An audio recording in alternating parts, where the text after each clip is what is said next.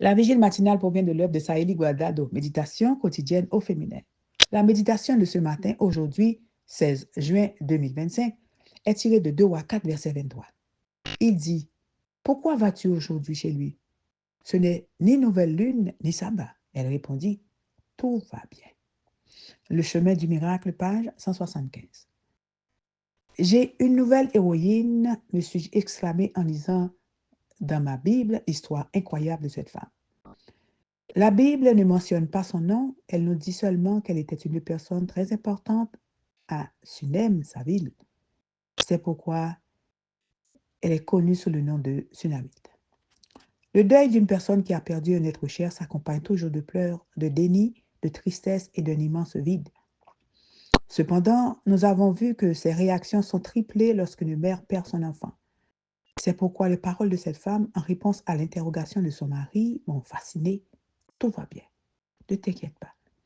Cela signifie qu'elle ne pleurait pas, qu'elle n'était pas bouleversée et qu'elle n'a même pas dit à son mari que, quelques minutes auparavant, leur fils était mort dans ses bras. La Sunamite était sûre que son fils était un don de Dieu.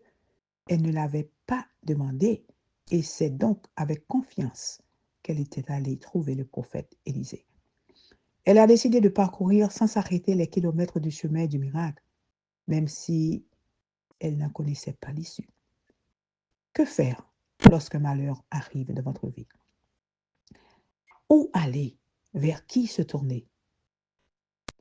Il est possible qu'après un événement aussi douloureux que celui que vous avez vécu, vous soyez resté assise là, à pleurer, sans but, sans raison de vivre et à vous lamenter sur votre sort.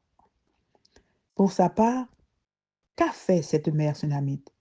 Elle a déposé son fils mort sur le lit du prophète et a fermé la porte, ce qui pourrait se traduire par l'acceptation du problème.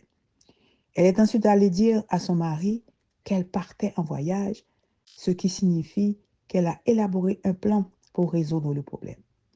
Elle a ensuite dit aux serviteurs de ne s'arrêter sous aucun prétexte, car elle était en route pour le miracle. On peut dire que son but était fixé et que, motivée par l'espoir, elle est arrivée sereinement jusqu'au prophète. Ces étapes sont vitales si nous voulons recevoir un miracle. Mais mon enfant ne va pas ressusciter, diriez-vous, et vous auriez raison. Mais laissez-moi affirmer ceci. Votre poche ne va pas ressusciter aujourd'hui. Et la partie de votre cœur qui est morte avec lui reviendra à la vie. Cher ami, osez parcourir le chemin du miracle et vous ne reviendrez pas sans lui. Amen. Amen. Heureuse sur le chemin du miracle. Que Dieu vous bénisse. Bonne journée.